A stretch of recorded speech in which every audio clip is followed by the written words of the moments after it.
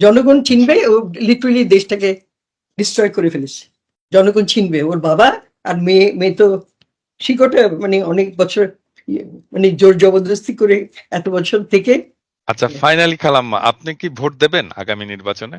যে আমি এই যে এনআইডি আমার ভোটার আছে, হয়েছেন?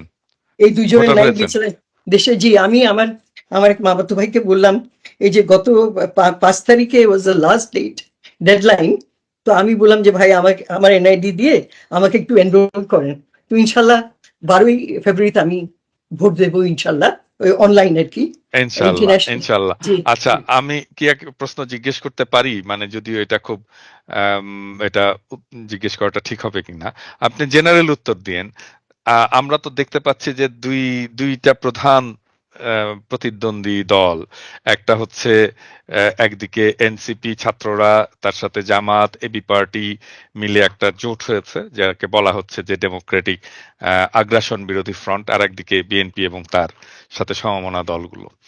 আম, আমি কি জিজ্ঞেস করতে পারি, আপনি যদি ভোট দেন কাদেরকে ভোট দেবেন? আপনি জিজ্ঞেস করছেন, আমি I was ready to answer before. ভালো হচ্ছে আপনি, আমি দিলে, আমি আগেও ভোট দিতে পেরেছি, চান্স পেয়েছিলাম। আমি জামাতে ইসলামকে দিয়েছিলাম, আর এখন আমি ভোট দিলে জামাতে ইসলামের যেসব মানে জোট আছে। গোলাম, হ্যাঁ, যে যাদেরকে মানে ফাঁসি দেওয়া হয়েছে, ওদের হুম, জামাতে ইসলামের যে আপনার আমির ছিলেন, ইয়ে আপনার নিজামী সাহেব, ওনার মতিউর ছেলে রহমান নিজামী। ব্যারিস্টার, জি ব্যারিস্টার নাজিব, এদের ছোট ছোট দেখেছি। ওর মা আমাদের কোরআন ক্লাস করতেন। তো আমি দিলে এদেরকে দেবো। এটা কেন বলতে পারবা? কেন কেন কেন দিচ্ছ? ভোট কেন? দেবো? কেন কেন ভোট দেবেন? দেবো আমি আপনাকে বলি। আমি মনে করি যে দেশে যারা সত্যিকারের আল্লাহকে বিশ্বাস করেন, ওরা দেশে যদি মানুষের কে ওদের হক, ওদের বেসিক যেটা right, food, shelter and clothing, এটা যদি এনশোর করতে চায়, তাহলে মানে একজন একটা এমন একটা পার্টি আসা দরকার, যারা যারা আল্লাহকে বিশ্বাস করে, ওরা মুত্তাকি, দে আর আল্লাহ কনসিয়াস, ওরা কোনো কারাপশন বা এগুলো করবে না। এই জন্য আই উড লাইক টু জামাতকে আমি সাপোর্ট করবো, এন্ড আই থিঙ্ক অনেক দ্যাট ইজ দ্য অনেকে তো পার্টি। বলতে পারে, অনেকে তো বলতেই পারে যে আপনার হাজবেন্ড একজন খুবই নামকরা মুক্তিযোদ্ধা ছিলেন, এবং এই মুক্তিযুদ্ধের বিরোধিতা করছিল জামাত ইসলাম, সেই জামাত ইসলামকে কেন আপনি ভোট দেবেন? আমি আপনাকে বলবো, মুক্তিযুদ্ধের বিরোধিতা তো you know better the history. এদেরকে তো রাজাকার টার্ম দিয়ে, হ্যাঁ, ওদের হুম, মেলাইন করে ওদেরকে তো হুম, এগুলো করেছে, but they didn't want Pakistan to be divided, because ওরা, ইউনো, ওরা as a Muslim, it was a, আমরা একটা, we were strong, unitedly we were strong as Pakistan. সেটার জন্য ওনাকে, গোলাম আজম চাচাকে রাজাকার বলে। তো এখনো জামাত চায় যে, আমি জাস্ট আপনাকে যতটুকু আমার নলেজ আছে, আমি অনেক সময় I can catch up with, or I am not updated with news. আমি যতটুকু চাই যে জামাত চাচ্ছে এই যে কয়েকটা দেশ, আমি ওদের নাম নেব না, ওরা ওরা আমাদের আমাদের পলিসিস ডিকটেট করতে চায় ওরা। তো জামাত হুম, মনে করে যে ইটস এ সভরিন নেশন, আমরা আমাদের দেশ আমরা হুম। চেষ্টা করব, আল্লাহ পছন্দ করেন, রাজি হন ওইভাবে চালাতে। দিস হোয়াট ইট ইজ, যে জামাতি যেন আসে, এটাই। তবে আল্লাহ ভালো জানেন কি হবে। This is one party I trust.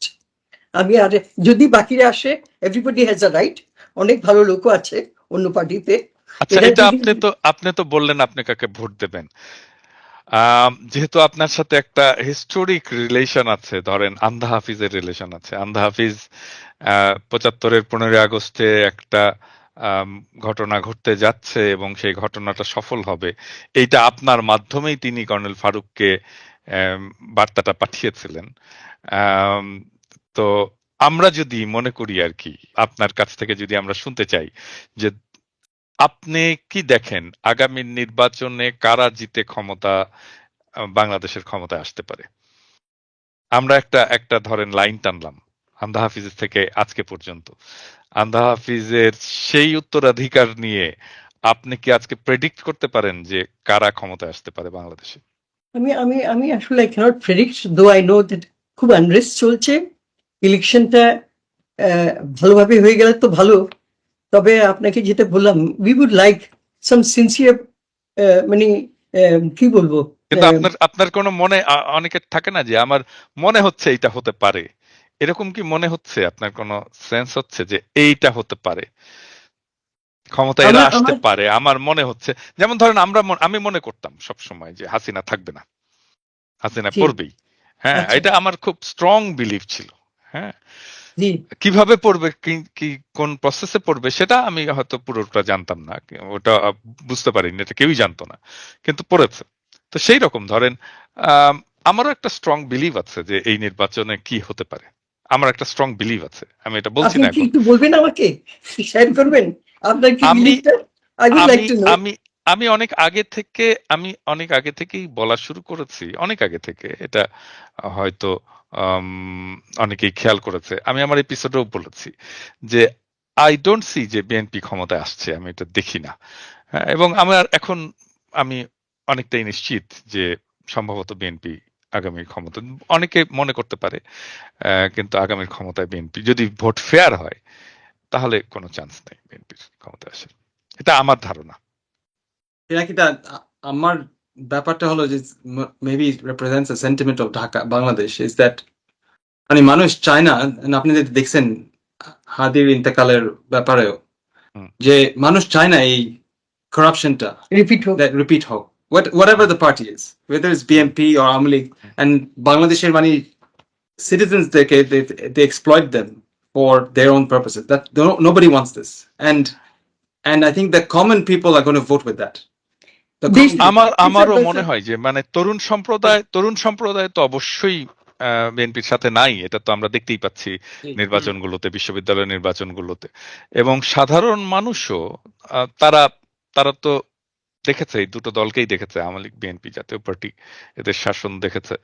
এখন তারা সম্ভবত নতুন কোন শক্তিকে চায়, একটু ট্রাই করে দেখতে চায় যে আসলে দেখি তারা যেটা বলছে সেটা তারা ডেলিভার করতে পারে কিনা। আর তার জি, পাশাপাশি ছাত্ররা যেহেতু আছে, ছাত্রদের দল যেহেতু আছে, তাদের প্রতি আহ, এক ধরনের সহানুভূতি, এক ধরনের ভালোবাসা এটাও আছে। হ্যাঁ, সেই জন্যই আমার মনে হয় যে এই জোটটাই আগামী নির্বাচনে বেশ ভালো ফল করবে এবং সংখ্যাগরিষ্ঠ ইনশাল্লাহ। আসন আর পাবে। আপনারা দেখেন আমাদের দেশবাসী এখন ওদেরকে আর ইয়ে করা যাবে না, ওরা জেগে উঠেছে, বুঝেছেন? ওরা মানে ওদেরকে তুমি বছরের পর বছর ওদেরকে ভোট দিতে, you will allow them not to vote, which happened with the students. ওরা বলছে আমরা গত 15 বছর আমরা ভোট দিতে পারিনি, আমরা citizens, what right do we have?